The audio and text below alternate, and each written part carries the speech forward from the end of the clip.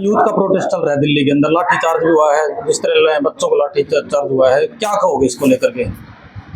ये लाठीचार्ज जो हुआ और उसकी जो तस्वीरें निकल के आई, क्योंकि पहले दिन तो कंप्यूटर, ये मोबाइल फोन इंटरनेट बंद थे, हम भी वहां थे,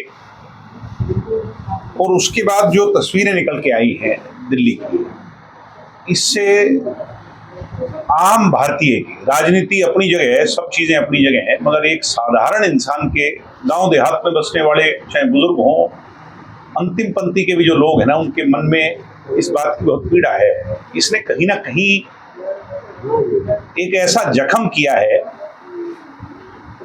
जिसपे मरहम लगाना तो सरकार की जो जिम्मेवारी थी वो दूर, सरकार और ज्यादा उसको खुरेदने का काम कर रही है। किसान सरकार ने इन 3-4 दिनों के घटनाक्रम में अपनी जो सारी जो छवि थी, चाहे ये कैसे भी किया करते, वो सारा इनका कच्चा चिट्ठा लोगों के सामने आ गया।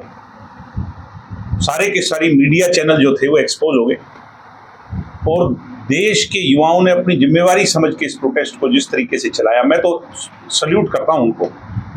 हम भी राजनीतिक लोग हैं, प्रदर्शन भी करते हैं, धरने भी देते हैं, ऐसा धैर्य से काम लेना, नहीं तो ये जो नौजवान तबका होता है ना, इसको संभालना बहुत मुश्किल है। जिस तरीके से इन बच्चों ने किया है, ये काबिले एहतराम है, काबिले तारीफ है, और मुझे ये उम्मीद है कि इसको ये अपने अंजाम तक जरूर पहुंचाएंगे। ये कोई भीख नहीं मांग रहे सरकार से। देश में मौलिक अधिकार, जिसको फंडामेंटल अधिकार कहते हैं, शिक्षा पे अकाउंटेबिलिटी, जवाबदेही, भाई कम से कम जो गलत हुआ है ये किसने किया, जिसने किया उसको हटाया जाए, ये जवाब ही तो मांग रहे हैं। बिल्कुल, ये किसने किया है ये बताया जाए। जो नोकीली कील लगा के बेटियों को पीटा गया, ये मोदी जी और बीजेपी की सरकार ये कान खोल के इसको तो मान ही ले, स्वीकार ले, ये जख्म, ये मरहम इस पे बीजेपी लगा नहीं पाएगी। इसका जवाब बहुत लंबे समय तक बीजेपी को देना भी पड़ेगा, और ये सारी सीमाएं, वो कहते हैं ना, पाप का घड़ा था और वो भर लिया, इनका तो ओवरफ्लो हो गया, और लोगों को सारी बात यूं की सामने नजर आ रही है, लोग इनको माफ नहीं करेंगे।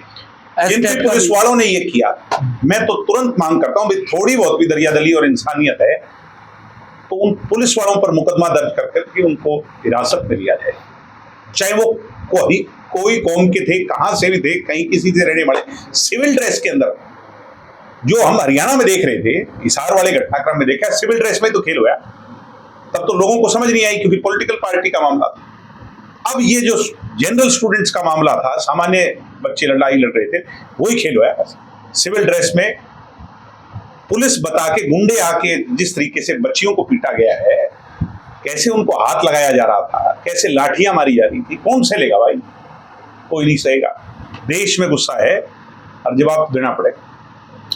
हरियाणा में एस्टेट की परीक्षा में धांधली आरोप लगे हैं, इस पर क्या कहेंगे? आरोप बीजेपी पार्टी का कहां स्टैंड है? मैंने तो कल परसों उजागर किया कि कैमरे की रिकॉर्डिंग सरकार को पेश करनी होगी। इसका रिजल्ट आउट होने से पहले कैमरे की रिकॉर्डिंग पेश करो कि जो चेकिंग, हाई कोर्ट का नियम क्या है, 3 महीने की कैमरे की रिकॉर्डिंग होनी चाहिए, जहां पेपर चेक होते हैं और रखे जाते हैं वहां की सीसीटीवी। वो सीसीटीवी डिलीट क्यों हुई,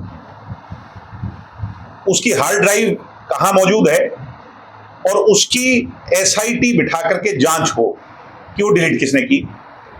लोग जो उस पर मैनेजर था सीसीटीवी का, उसका ट्रांसफर क्यों हुआ? इससे इतना हड़कंप मचा हुआ है पूरे शिक्षा बोर्ड में। मैं आपको चाहिए कल को मेरे पे मुकदमा करें, मैं ऑन एन अकाउंट जिम्मेवारी लेके कह रहा हूं, 3 लाख जनरल स्टूडेंट से लेते हैं और 2 लाख एससी स्टूडेंट से पैसा लेते हैं। जो कोचिंग सेंटर हैं उनमें इनकी सेटिंग है, कोचिंग सेंटर बीजेपी के लोगों के हैं, उनसे पैसा लेके ये सरेआम लोग जा रहे हैं, और वो सारी बात क्यों लोगों के साथ। तो जेजेपी पार्टी आंदोलन करेगी निश्चित तौर पर। अभी स्टूडेंट्स का आंदोलन से एक बार फारिग हो जाए, उसके बाद इस पे बड़ी प्रेस कॉन्फ्रेंस, सारे तथ्य लोगों के सामने। ट्रेड डील को लेकर के भी किसान जो है लामबंद होना शुरू हो चुके हैं, उनके अंदर निश्चित तौर पर ट्रेड डील पे तो पहले दिन ही दुष्यंत चौटाला जी ने लिखित तौर पर पत्र दिया था सरकार को कि वो फौरन ये जो ट्रेड एग्रीमेंट है इसके हम खिलाफ, और आज भी खिलाफ है, कल भी इसकी मुखालफत करेंगे। दिग्विजय जी, आप गांव-गांव में जा रहे हैं, हरियाणा का दौरा भी कर रहे हैं, तो क्या लग रहा है? मैं पिछले 2 महीनों में तकरीबन 350 गांव में जाके आया, और नवंबर तक 1150-1200 गांव में मैं पहुंच जाऊंगा। 5500 से ज्यादा इस तरह की जलपान की बैठकें हम कंप्लीट कर लेंगे। निश्चित तौर पर लोगों में जो आक्रोश है, लोग विकल्प जो तलाश रहे हैं, उसमें हम कहीं ना कहीं मजबूत जगह अपनी बनाएं। लेकिन एक बात ये भी है कि कहीं ना कहीं आप गठबंधन में रहे भी हैं सरकार के अंदर, कि लोगों में नाराजगी भी आपके प्रति दिखी। हाँ। कैसे उसको दूर किया जाएगा और कैसे फिर जेजेपी पार्टी ऐसा है कि लोगों में जब जाएंगे, उनसे बातचीत करेंगे, किसी के मन में कोई नाराजगी है उसको दूर करेंगे। बैठ के आपस में बात तो बैठ के ही होती है। लोगों से कहीं किसी की कोई शंका है, किसी के मन में कोई गुबार है, उससे बात करेंगे, उसको दूर करेंगे।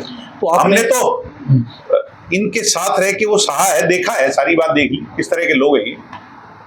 तो हमने तो उस दौर से निकल के उसका खामियाजा भुगता है। हमने ये तो नहीं भुगत पाए, हराने तो लोग इनको चले थे, इनको तो नहीं हरा पाए, हमने तो भुगता है। आपकी पार्टी में ठीक है, हमने खामियाजा भुगता है उसका।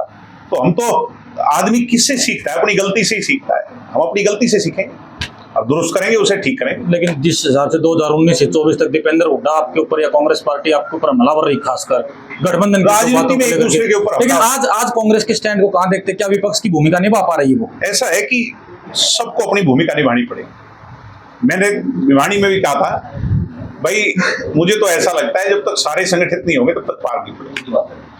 सारे देश को एक होना पड़ेगा। बीजेपी से लड़ने के लिए बीजेपी की पॉलिसी, अगर मैं कांग्रेस के खिलाफ बोलूंगा तो लोग ये कहेंगे लड़ाई तो बीजेपी से लड़नी चाहिए, कांग्रेस के खिलाफ नहीं।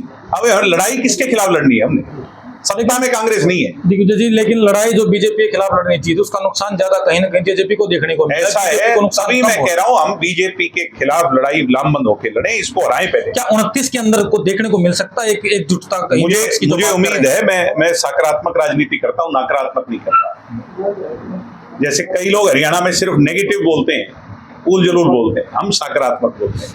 हम तो चाहते हैं कि सब संगठित हों, एकजुट हों, जिससे कि कल को इनसे लड़ा जा सके। देश के पटल पे भी, हरियाणा नहीं, देश के पटल पे भी इनसे लड़ा जा सके। ठीक है जी, धन्यवाद।